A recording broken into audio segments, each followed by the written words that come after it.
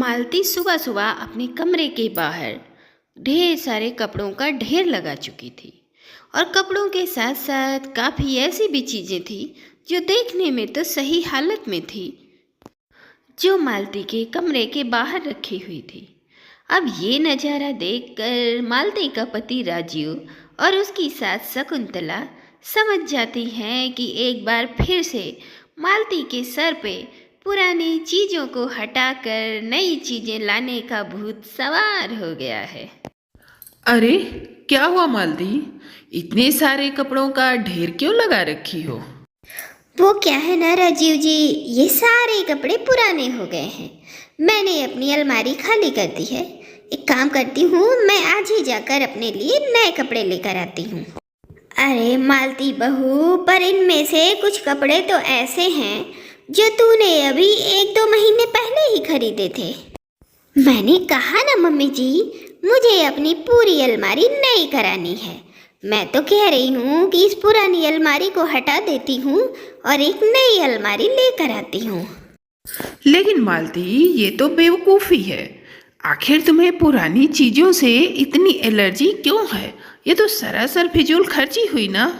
मैंने कहा ना राजीव, और तुम्हें तो पता भी है मुझे शुरू से ही पुरानी चीज़ें हटाकर नई चीज़ें लाने का शौक है। राजीव बेटा, रहने दो। तुम्हारे या मेरे समझाने से कुछ नहीं होगा। बहू का जो मन कर रहा है करने दो।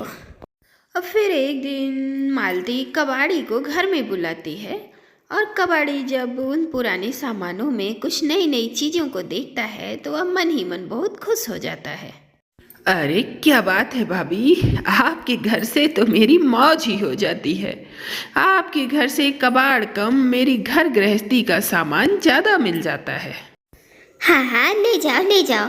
तुम्हें पता है मैं हर चीज़ नया लाने वाली हूँ। अब मेरे कमरे में कोई भी चीज़ पुरानी नहीं बचेगी। अब मालती की बात सुनकर कबाड़ वाला जोर जोर से हंसने लगता है। अब इसमें दांत फाड़ फाड़ कर हंसने की क्या जरूरत है?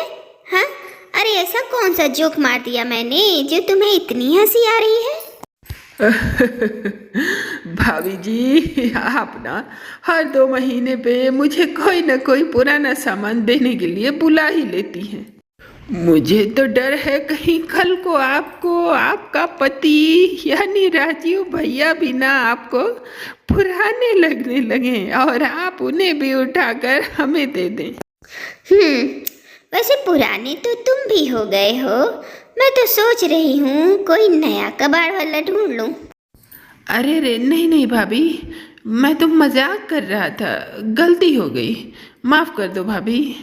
अब कबाड़ वाला सामान लेकर तो वहाँ से चला जाता है, लेकिन उसने जो बात कही थी वह जोर जोर से मालती के दिलो दिमाग में गूंजने लगती है।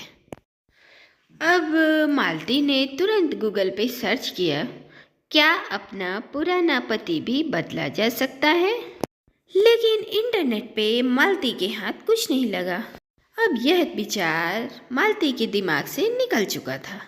अब अगली सुबह मालती बाजार कुछ सामान लेने जा रही थी, तभी रास्ते में उसकी मुलाकात पड़ोसन पुष्पा से होती है। अरे मालती, कहाँ जा रही हो? बस कुछ खास नहीं, वही रोज का काम, सब्जी खरीदने जा रही हूँ। हाँ यार, मैं भी वही पुराने काम कर कर के बोर हो गई हूँ। क्यों, क्या हुआ?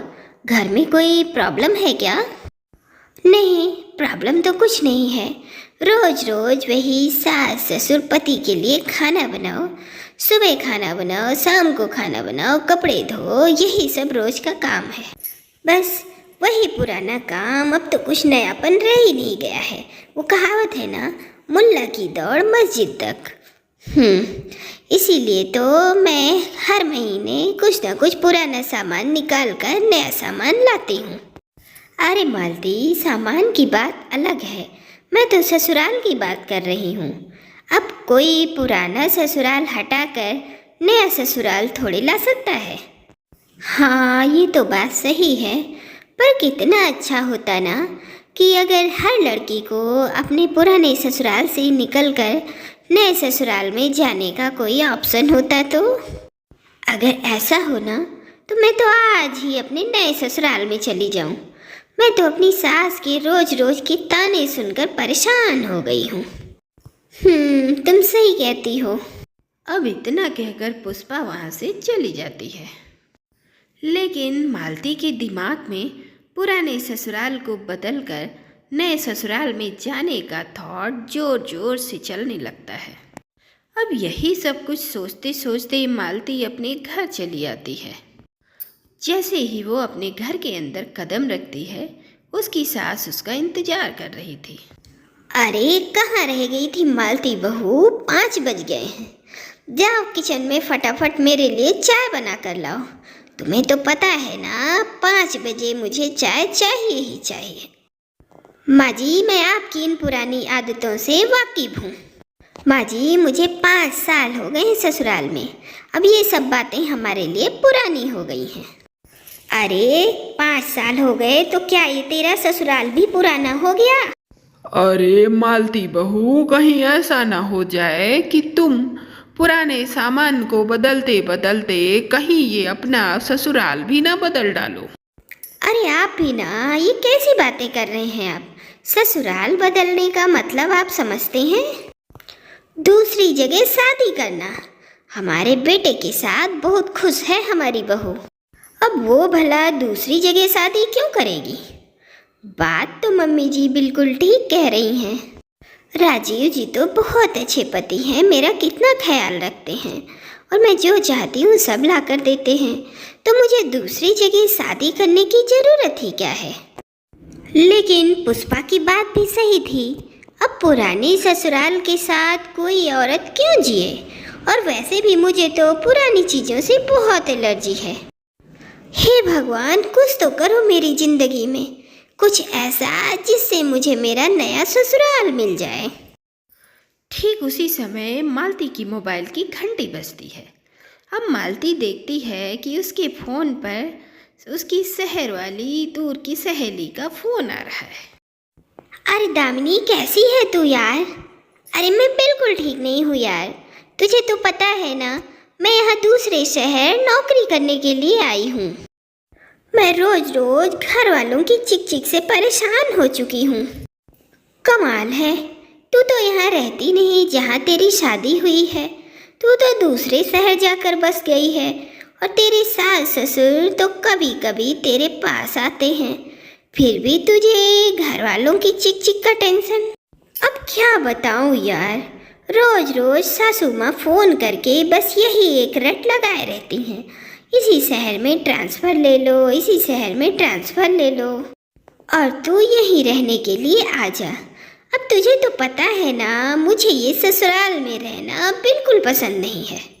हाँ वो तो ठीक है, पर मगर मैं तो अपने ससुराल में रहती हूँ और मुझे अपने ससुराल वालों से कोई शिकायत नहीं है। मालती, अब सबकी अपनी अपनी पसंद होती है। अब किसी को अपने सास ससुर के साथ रहना पसंद है और किसी को नहीं। मैं तो अपनी सास के रोज रोज के फ़ोन से परेशान हो चुकी हूँ। अब सोच रही हूँ मैं उनके लिए कोई दूसरी बहू चुनकर दे दूँ जो उनके साथ रहे। कम से कम इसी बहाने मेरा फ़ोन कॉल तो कम होगा। वैसे एक बात कहूँ ना कि मैं भी अपने इस पुराने ससुराल से परेशान हो चुकी हूँ। अरे तू कैसी बातें कर रही है? तेरा पुरानी चीज़ों को बदल कर नई चीज़ों को लाने की आदत से मैं अच्छी तरह से वाकिफ हूँ।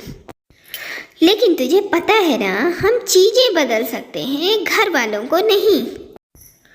अरे मगर कैसा होगा ये अगर मैं कुछ दिनों के लिए तेरी ससुराल में जाकर रहने लगूं? अरे तो इससे क्या होगा? अरे इससे तेरे सास ससुर को एक बहू मिल जाएगी। उन्हें बहू ही तो चाहिए ना उनके साथ रहने के लिए। हाँ वो बात तो है, मगर तू अपनी फैमिली को छोड़कर वहाँ रहने के लिए क्यों जाएगी? अरे यार, मैंने कहा ना, मैं अपने इस पुराने ससुराल से बोर हो चुकी हूँ। रोज रोज वही सास ससुर के ताने। अब मैं एक नए ससुराल में जाना चाहती हूँ।